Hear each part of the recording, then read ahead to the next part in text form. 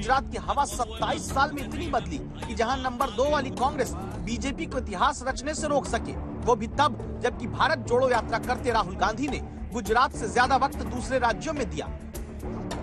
और जिन नरेंद्र मोदी ने गुजरात में 2017 के चुनाव के दौरान 36 रैलियां की थी, वो इस बार गुजरात के गदर में रैलियों की हाफ सेंचुरी पूरी करने की तैयारी में है।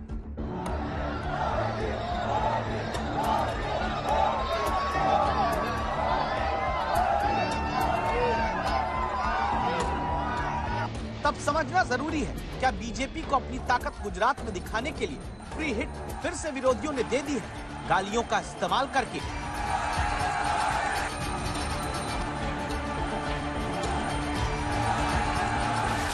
मुझे कभी कभी लोग पूछते हैं कि मोदी जी आप थकते नहीं हो, तो लोग मुझे पूछते हैं थकते नहीं हो, तो मैंने उनको समझाया, देखो भाई मैं डेली 2 किलो, 2.5 किलो, 3 किलो गाली खाता हूं, और परमात्मा ने मेरे भीतर ऐसी रचना कर दी है, ईश्वर ने ऐसे आशीर्वाद दिए हैं कि ये सारी गालियां मेरे अंदर प्रोसेस होके न्यूट्रिशन में कन्वर्ट हो जाती है। एक सकारात्मक ऊर्जा बन जाती है जो जनता के सेवा में काम आती है भाइयों, और भाजपा को कोसने में लगा रहे। गांधीनगर से 1500 किलोमीटर दूर तेलंगाना में जो बात नरेंद्र मोदी ने कही, उसका संदेश और संकेत दोनों गुजरात के गदर से जुड़ा है। कैसे, ये समझने के लिए पहले नरेंद्र मोदी की तस्वीरों पर उस ऑडियो को ध्यान से सुनिए जिनका इस्तेमाल नरेंद्र मोदी के लिए पिछले कुछ वर्षों में हुआ है। जिन्होंने हिंदुस्तान के लिए सर्जिकल स्ट्राइक किया है, उनके खून के पीछे आप छुपे हुए हो, उनकी आप दलाली कर रहे हो। कर्नल गद्दाफी, मुसोलिनी, हिटलर, चौथा नाम है Shri Narendra Modi ji. Narendra Modi is the most stupid prime minister of the world. मुझको लगता है कि ये आदमी बहुत नीच किस्म का आदमी है।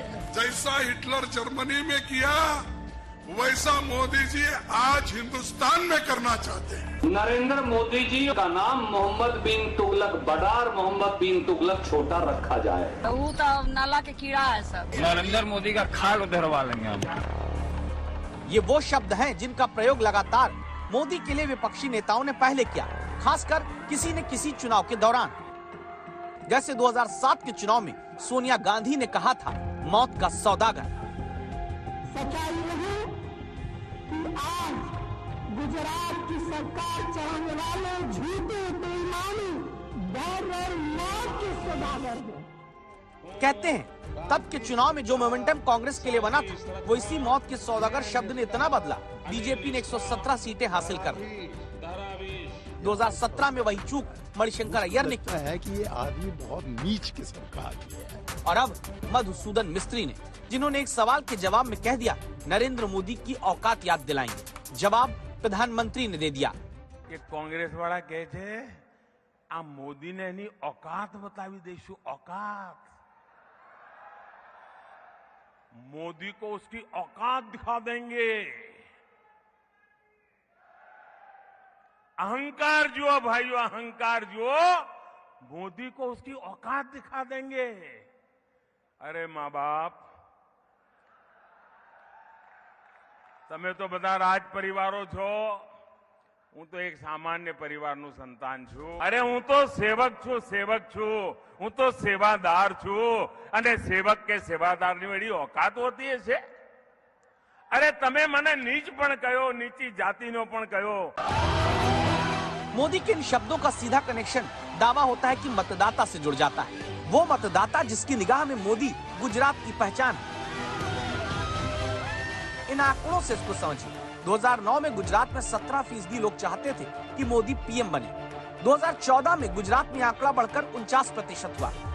19 तक गुजरात में 68% लोग चाहने लगते हैं हमारा पीएम कैसा हो, नरेंद्र मोदी जैसा हो। 3 साल बाद अभी चुनाव से पहले भी जब CSDS ने सर्वे किया, तब भी गुजरात के 53% मतदाताओं का रुझान यही कहता है कि उन्हें प्रधानमंत्री के तौर पर सिर्फ मोदी चाहिए। यानी गुजरात में जितने वोट बीजेपी विधानसभा चुनाव में हासिल करती है, उससे ज्यादा लोग नरेंद्र मोदी के नाम पर मुहर लगाते हैं। जनता के प्रेम किसी नब्ज को जानकर गुजरात के वोटर को पीएम याद कराते हैं कि इस बार औकात की बात करने वालों ने पहले भी बहुत कुछ कहा है। अरे तमे तो मने मौतनो सौदागरो पण कहो, अरे तमे तो मने गंदी नाळीनो कीड़ो पण कीधो, बधुं कीधुं भाई, तमे बधुं कीधुं। हवे तमे औकात बतावा निकळ्या छो, अमारी कोई औकात नहीं। मेहरबानी करीने विकासना मुद्दानी चर्चा करो। एक बात पर गौर करिएगा, अधिकतर चुनावों में नरेंद्र मोदी डबल इंजन सरकार बनाने की बात जनता से करते हैं।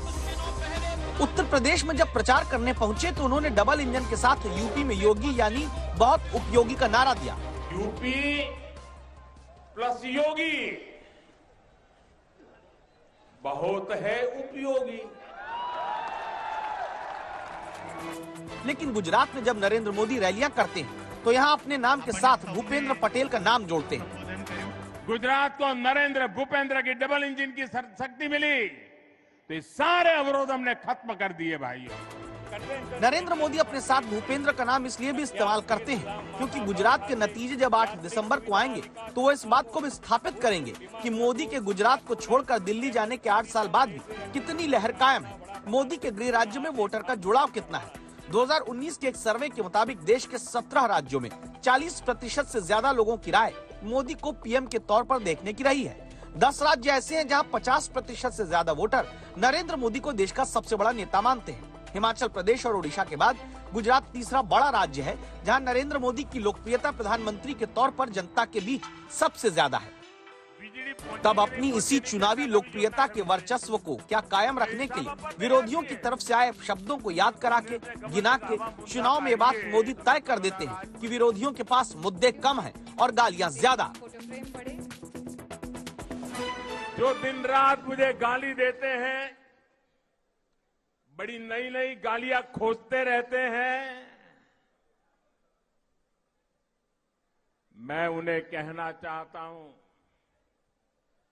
अगर आप मोदी को कितनी ही गालियां दीजिए हम हजम कर जाएंगे। भाजपा को गाली दीजिए, हमें कोई समस्या नहीं है, हम तो ऐसे ही बड़े हुए हैं।